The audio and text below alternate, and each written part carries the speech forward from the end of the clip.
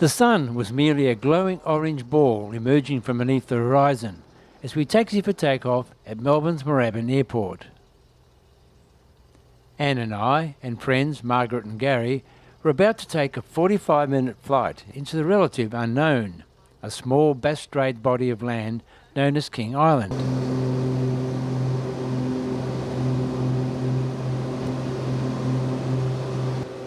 As we climbed into the still morning air in the 10-seater Piper Navarro, the slipstream soon swept the dew from our windows.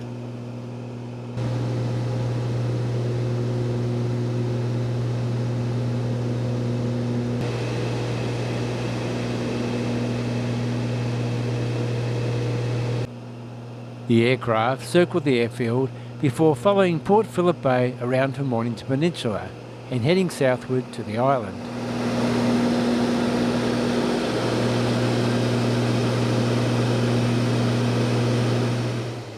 As well as the air services from Moorabbin Airport, King Island is also serviced with regular flights from Melbourne's Essendon Airport. If you're coming from Tasmania, flights are available from Hobart, Launceston or Burnie.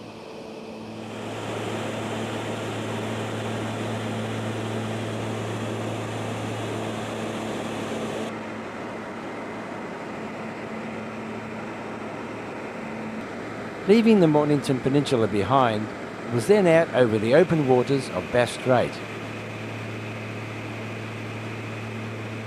What with strong currents, howling winds and due to its limited depth, Bass Strait can whip up some wild storm waves. On this trip, we were seeing it in one of its calmer moods.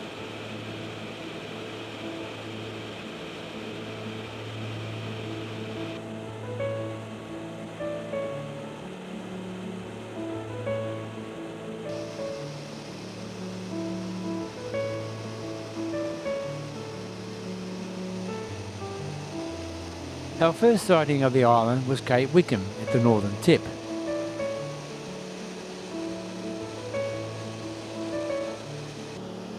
The views as we flew down the west coast were of a rugged and rocky shoreline.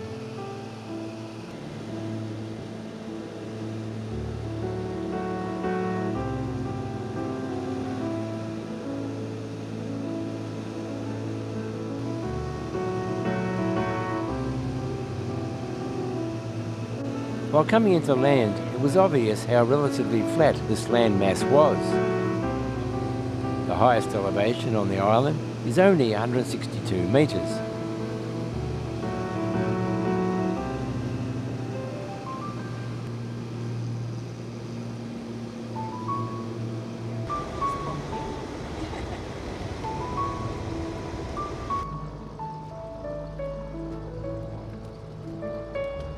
After picking up a hire car, we drove the 10-minute drive to our cottage accommodation in the Township of Currie.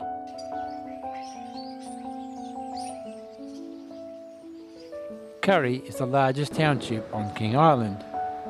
It is also the administrative centre.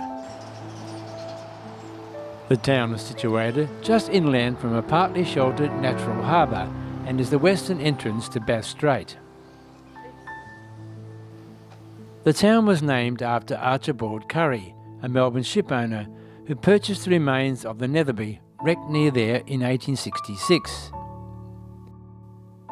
The harbour was used for similar operations on later wrecks in the vicinity. Today, Currie is a centre for the fishing industry, with the harbour home to the local flotilla of colourful fishing boats. A lot of their catch of crayfish, abalone and giant crabs is sold overseas, as well as to the Australian market. A spate of shipwrecks in the mid-1800s prompted the necessity of a lighthouse at Currie. The lighthouse was manufactured in England and was shipped out in pieces, all 312 of them. It was assembled and lit in 1880. The former lighthouse keeper's residence is now a museum run by the King Island Historical Society. It is filled with all things relevant to the island's history, including shipwrecks, soldier settlers and the pioneering families, and is estimated to house approximately 2,000 objects, and 1,500 photographs.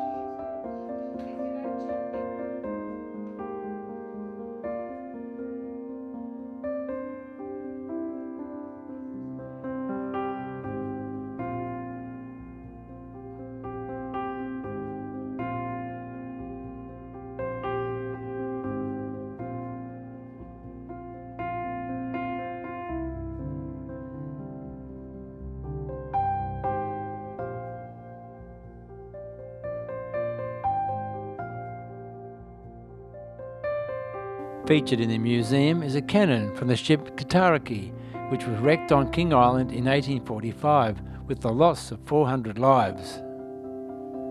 It is considered one of Australia's worst shipping disasters. A building near the lighthouse houses the original Fresnel light from the Cape Wickham lighthouse that was installed in 1861. When it was replaced in 1946 with a more powerful electric lamp, it was used in a Western Australian lighthouse until 1988, when it was returned to King Island in 2011 for Cape Wickham's 150th anniversary. The map showed clearly the body of water between the Cape Otway and Cape Wickham lighthouses that the early ship's captains had to negotiate to enter Port Phillip Bay or to sail up the east coast of Australia.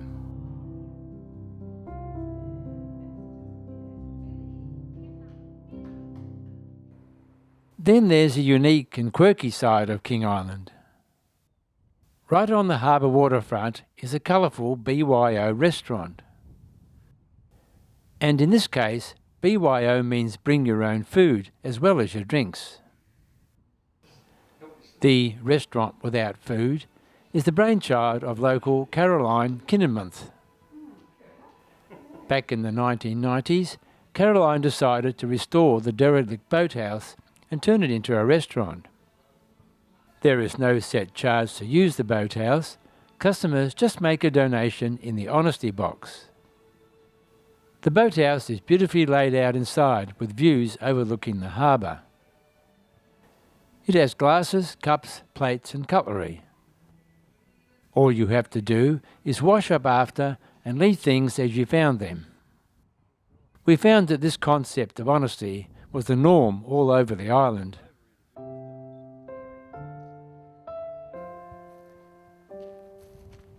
On the other side of the harbour are the pioneer graves, the first recorded cemetery in Currie. The inscriptions on the headstones tell of the tragic loss of young lives. Later that day, we drove south, following the west coast to the site of the Quirky shipwreck disaster.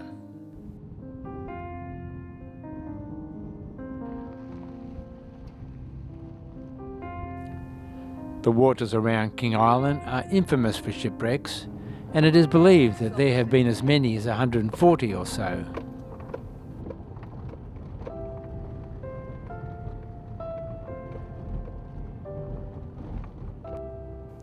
The barque Quirky left Liverpool, England in April 1845. Aboard were 367 assistant immigrants bound for Melbourne.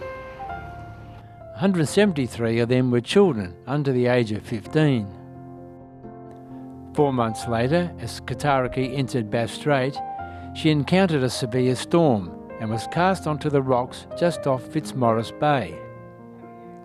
8 crewmen and 1 emigrant were the only survivors.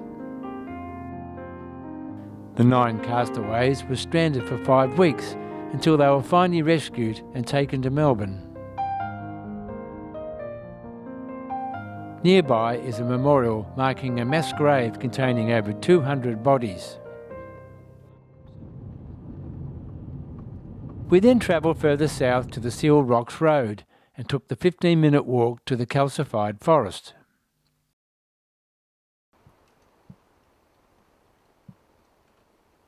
You can't go anywhere on King Island without seeing a Bennett's wallaby, also known as a red-necked wallaby, as there are hundreds of thousands of them.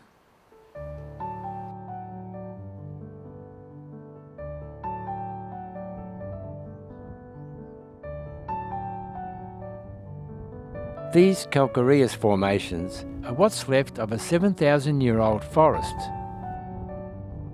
The forest, frozen in time, was formed when calcium carbonate adhered to the deep roots of the coastal vegetation. The surrounding sand was eventually blown away, exposing this eerie site.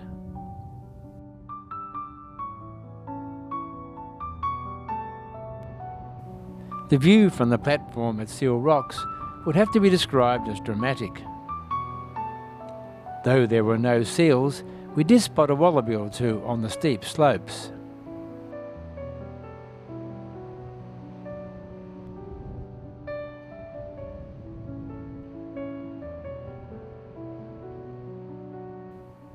Elizabeth Bowling and 3 of her sons were the first people to take up land on King Island for farming and settlement in 1889. In 1886, when she was a widow, she emigrated from England to Tasmania with 9 of her children. It was her courage and perseverance that enabled her sons to pioneer farming on King Island.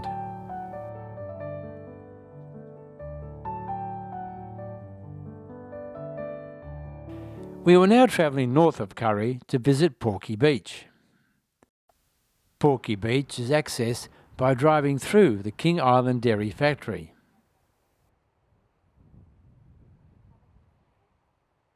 Colourful orange lichens covered the interesting rock formations. The beach was also strewn with bull kelp, typical of many beaches on the island, especially around Currie and down south at Surprise Bay.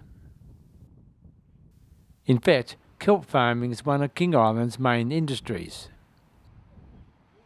Once it is harvested from the beaches, it is hung out to dry on racks and then granulated at the factory, ready to be sent overseas to countries such as Scotland and Norway. The alginates extracted from the kelp seemingly have an endless list of uses, from the production of gels and pastes, food and pharmaceuticals, shampoos, salad dressings, and much more. A little further up the west coast is Yellow Rock Beach, which is accessed by a gravel road that zigzags through farming land. There were a couple of information boards in the parking area, with one about yet another shipwreck, the PS Shannon. After passing through the gate, we took the path to the beach. The path dipped down and up over a small hill as it followed the Yellow Rock River down to the ocean. Families of black swans glided peacefully over the gentle flowing waters.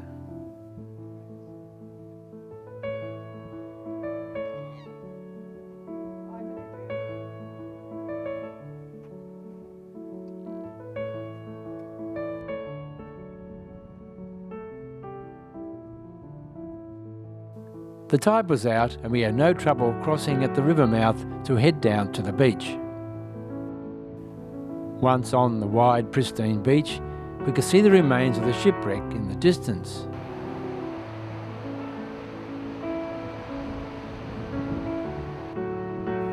Most of the vessel was salvaged and only the boiler, engine and drive shafts remain. The Shannon was a river paddle steamer that spent her early years on the Murray and Goulburn rivers in Victoria. In 1906, Captain Johnson was commissioned to deliver the ageing steamer across the wide waters of Bass Strait to Tasmania. It took 15 days. On the return journey, it struck foul weather near King Island. Her red gum planks began to spring and she began taking on water at an alarming rate. Captain Johnson decided he had to beach the vessel to save his crew. no lives were lost.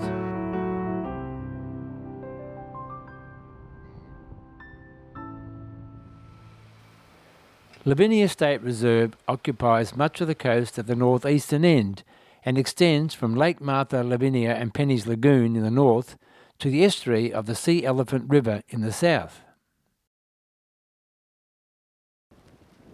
There is plenty of opportunity for walks here, but due to the rain, we were happy to settle into the well set up barbecue shelter. Brand new, isn't it? The reserve, which is home to the endangered orange-bellied parrot, is named after yet another shipwreck, the schooner Martha Lavinia, wrecked on a reef offshore in 1871.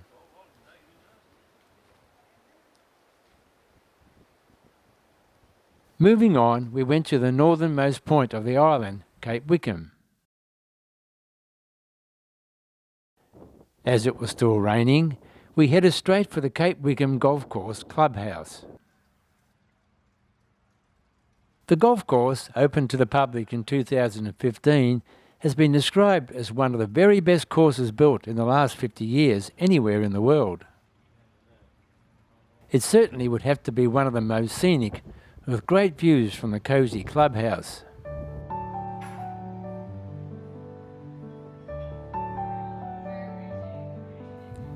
As it is very open to the weather, the course has been designed with wide fairways to accommodate for strong westerly winds, known as the Roaring Forties.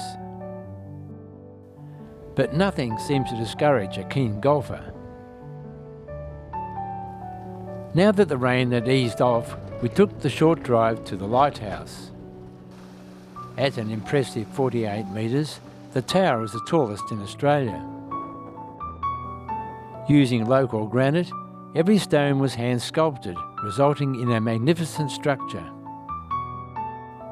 The lighthouse was built in response to multiple shipwrecks, the worst being the Cataraqui. Also, there was the earlier Neva, in which 225 convict women and children died. The only guiding light at the time was at Cape Otway on the Victoria coast. The dangerous narrow western entrance, 84 kilometres wide, between Cape Wickham and Cape Otway, is known as the Eye of the Needle. Something else to avoid running over, apart from the wallabies, are the feral turkeys. These are actually referred to as heritage turkeys, as they are believed to be the only untouched bloodline of fowls in Australia that originated from the United States. One of King Island's main primary industries is the beef industry, which is held in high regard. It is said by some that it is one of the best places on earth to grow cattle. There are approximately 100,000 beef cattle, mainly Black Angus and Hereford. With lush, unpolluted pastures and a temperate climate, the island is feeding a growing demand for grass-fed beef. Similar accolades also apply to King Island's dairy industry. On our way back to Currie, we made sure that we called into the King Island Dairy to sample some of their internationally renowned cheeses. The dairy has maintained its position at the top end of the specialised cheese market and only buys milk from the highest quality dairy farms around the island. Back at Currie, we still had time to visit 2 more shipwreck sites. The story of the Netherby is one of bravery and survival, where all 500 crew and passengers were rescued. It even involved some of the crew taking the Wickham lighthouse keeper's boat across Bass Strait to the mainland to raise the alarm. In 1874, the British Admiral didn't fare so well, with only 9 survivors and 79 lives lost. The full-rigged iron clipper was on her maiden voyage from Liverpool to Melbourne when she struck a reef about 2 miles offshore. The ship's master was expecting to see the lighthouse on Cape Otway when the lookout called "Breakers ahead." By then it was too late. Cargo was strewn over 16 miles of coastline.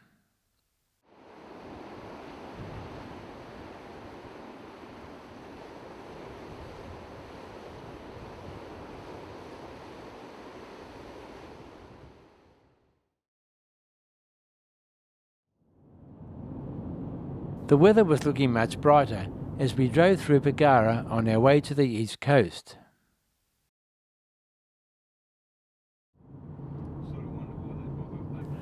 After both World War I and World War II, ex-servicemen and women were offered the chance to buy or lease an allotment of Crown land or land acquired by the Australian government.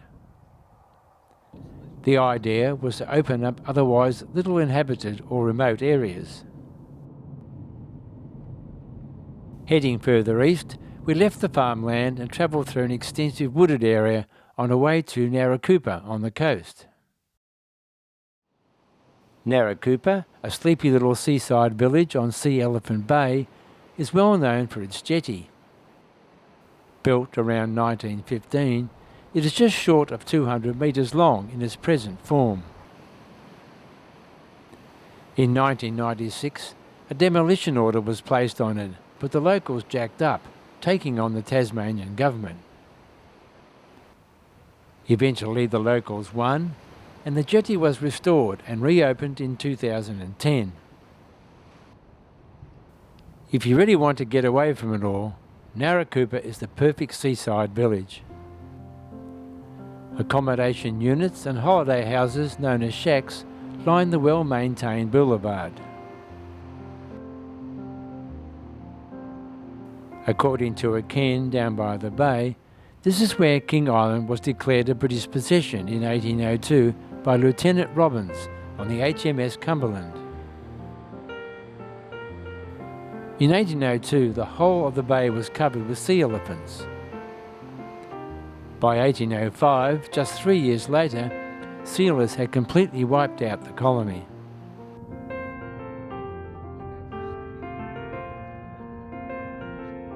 We headed up the coast to Blowhole Beach along Sea Elephant Road. The beach is popular with locals for fishing and swimming.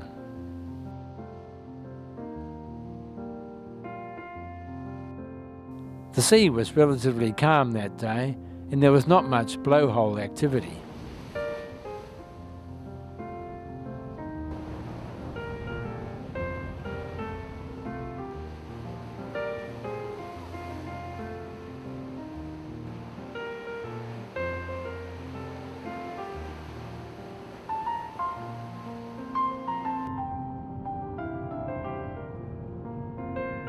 We continued further north to the southern end of the Lavinia State Reserve, stopping for the occasional wallaby to clear the track.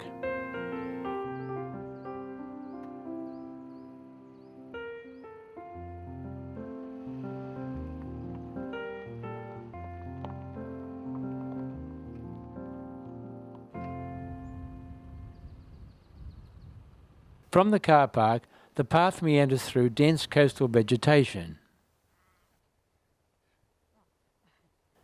Further on, great views appear of the extensive Sea Elephant estuary. The area around the estuary is listed as a wetland of international importance under the Ramsar Convention. The reserve provides habitat for many birds and animals, but the one getting our undivided attention was this fine example of a lowland copperhead. There are only 3 species of snake on King Island. The other 2 are the tiger snake and the white-lipped snake. Copperheads prefer to avoid humans and will only lash out and bite if continually provoked. We were happy to keep our distance and let the agitated reptile exit the path. Well, some of us were happy. Boy, I'm glad that's over.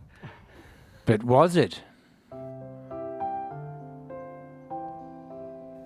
The township of Grassy owes its origins solely to the mining of scheelite. Since the early 1900s, the volatility of the mining industry resulted in Grassy being a boom and bust town. The man-made harbour, though, has outlived the mine and is now the main port for the island's supplies and exports. And there is talk of the mine reopening yet again. We had only been on King Island for a few days, but we'd experienced another world, another time, a much relaxed pace, and people proud of their island and its achievements who wouldn't live anywhere else.